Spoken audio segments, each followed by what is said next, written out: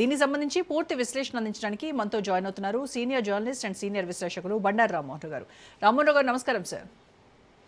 నమస్కారం సార్, పెద్ద ఉత్కంఠకి అయితే తెరపడింది. అంటే సంతకాల వరకు వెళ్తుందా లేదా, ఏం జరుగుతుంది అనేది. బట్ ఒక రోజు ముందుగానే ఇంత అన్ప్రెడిక్టబుల్ అని తెలుసు, కానీ ట్రంప్ ఈ విషయంలో కూడా మనల్ని కూడా ఊహించినటువంటి ఈ షాక్ని అయితే ఇచ్చారు. సరే, అది మంచిదే. మొత్తం మీద అంతర్జాతీయ రాజకీయాల్లోనే ఇది ఒక పెద్ద మలుపుగా చెప్పాలి.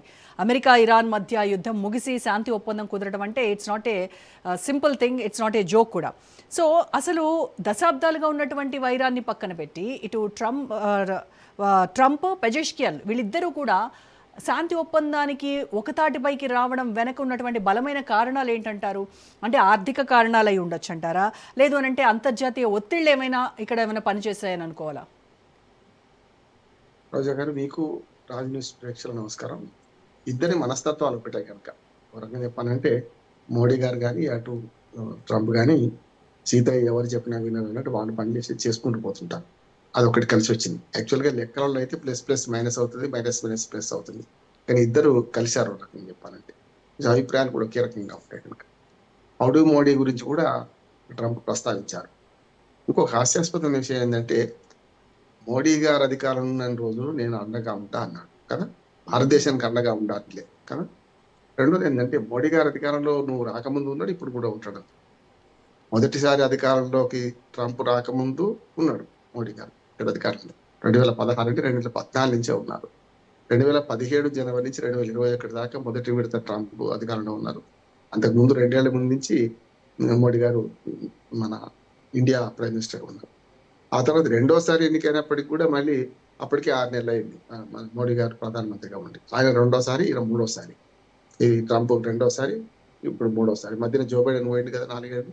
అంటే ఆల్మోస్ట్ ఆల్ ఆయన 4 ఏళ్ల పదవి కాలం ట్రంప్ది, ఆ తర్వాత జో బైడెన్ పదవి కాలం 4 ఏళ్ళు, 8. ఇప్పుడు పోతే ఈ 10 ఏళ్లలో రెండోసారి ట్రంప్ ప్రధాన అధ్యక్షుడిగా ఉన్నారు. ఒక మాట చెప్పాలంటే ఇప్పుడు మోడీ గారి కంటే ముందే ఆయన పదవి కాలం అయిపోద్ది అంటున్నాను. ఏది ట్రంప్ది 2027 జనవరికి వచ్చిండు ఆయన, 2029 జనవరికి పోతాడు. కానీ 2029 జూన్ వరకు ప్రధానమంత్రి ఎన్నికలు సరిగ్గా టైంకు జరిగిన ఇంకొక 6 నెలల టైం, 3 నెలల 4-5 నెలల టైం తర్వాతనే ఉంటాడు. కనుక మోడీ గారు ఉన్నప్పుడు ఉన్నన్ని రోజులు అనే మాట ఆయన ఉన్న రోజులు అని చెప్పాలి. యాక్చువల్గా ట్రంప్ ఉన్న రోజులు, నేను ఉన్న రోజులు మీకు దోకా లేదని ఒకటి. అంతే కదా లెక్కలు చూసుకుంటే. రెండోది ఏంటంటే మూడోసారి పోటీ చేయడానికి అవకాశం లేదనుకుంటున్నాడు ట్రంప్. అంటే ఆయన కొంత మొండివాదం చేస్తున్నాడు. ఏమనంటే నేను వరుసగా 2 సార్లు లేను కదా అధ్యక్షుడిగా, మధ్యన గ్యాప్ వచ్చింది కదా, ఇంకోసారి చేయొచ్చు, వరుసగా 8 ఏళ్ళ అధికారంలో ఉండదు కదా అనే చట్టం ఉంది కదా అని మాట్లాడుతున్నారు. మరి సుప్రీంకోర్టు ఏమంటుందో, అమెరికా సుప్రీంకోర్టు ఏమంటుందో చూద్దాం. ఇక రెండో విషయం ఏంటంటే మనకు మంచి మిత్రుడిని అని మాట్లాడుతూ ఈ మధ్యన ఒక చిన్న చిలిపి పని, ఒక రకంగా దుర్మార్గాన్ని పనిచేసింది అమెరికా, ట్రంపే కాదు. మనను పాకిస్తాన్ ఆక్రమిత కాశ్మీర్ను పాకిస్తాన్ దేశంలో చూపించింది. దుర్మార్గం కదా. ఇప్పుడు కడుపులో కత్తులు పెట్టుకొని కవలించుకుంటూ మరి పాకిస్తాన్ పిఓకేను భారత భూభాగం చూపించకుండా అటు భూభాగం చూపించింది. ఇంకొక సముద్రం, పసిఫిక్ సముద్రంలో ఇండో పసిఫిక్ అనే మాటను తీసేసి ఇంకో మాట చేర్చింది. చూస్తున్నాం కదా. మరి ఆయన మాటలకు అర్థం ఏమిటి? ఇండో పసిఫిక్ సముద్రం అని మొదటి నుంచి ఉన్నది, కొత్త కాదు కదా. దాన్ని విడిచిపెట్టి ఇండో అనే పేరు తీసేసి వాళ్ళు ఇష్టం ఉన్న పేరు పెట్టేసుకోవడం.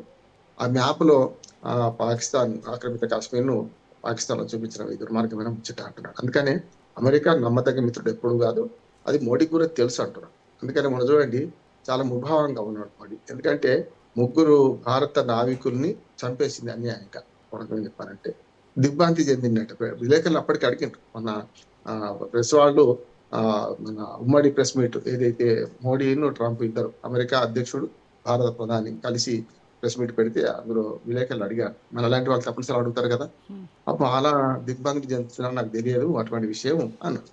నిజంగానే భారతీయ నావికులకు తెలియక చంపొచ్చు, కానీ నౌక మీద దాడి చేయడం అప్రజాస్వామికమే కదా. అంటే ఇప్పుడు పెద్దన్న పాత్ర వహిస్తూ నేనేదో ఉన్నా అని భారతదేశానికి మద్దతు ఇస్తున్నా అంటే అందరం ఆనందపడతాం.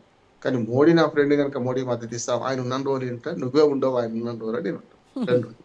ఇక రెండోది ఏంటంటే మనకు ఆయన మాటలకు మీరు అన్నట్టు నమ్మదగ్గని నిన్నటిదాకా సస్పెన్స్ ఉండే ఒకరోజు ముందుగానే. అందుకనే ఇప్పుడు ప్రాణం పోకడా వాన రాకడా ఎవరికి తెలియదంట.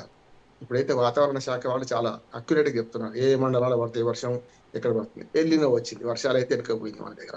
కానీ ఎల్లినో ప్రభావం ఏమో కానీ మొత్తం మీద ట్రంప్ మాత్రం కొంత మనస్తత్వం మారిందేమో ఇప్పటి ఈ విషయంలో ఒక విషయంలో అని నేను అనుకుంటున్నాను. ఎందుకంటే ఓ రోజు ముందుగానే ఫ్రాన్స్ వేదికగా జరిగిన G7 దేశాల ముగింపు సమావేశం నిన్న జరిగిన దానిలో సంతకం తాను ముందు పెట్టారు. అందుకని ఇరాన్ అధ్యక్షుడు ఒక మంచి మాట అన్నారు. ఏమనంటే ఎంయు అమలు బట్టి చూడాలి. అవును. అందుకని ఇప్పుడు నిశ్చితార్థం జరిగింది. అసలు పెళ్లి జరుగుతుందా లేదా నమ్మకం లేదు అని మాటకు వచ్చినట్టే. అంతే కదా. ఇప్పుడు నిన్న జరిగింది నిశ్చితార్థం మాత్రమే. దానికి 2 కండిషన్లు నేను రోజు. ఒకటేమో ఈ 30 రోజుల్లో మొదట అమెరికా తన దళాలు వెనక్కి తీసుకోవాలి మెల్లమెల్లగా. అది 30 రోజులు టైం తీసుకున్నారు.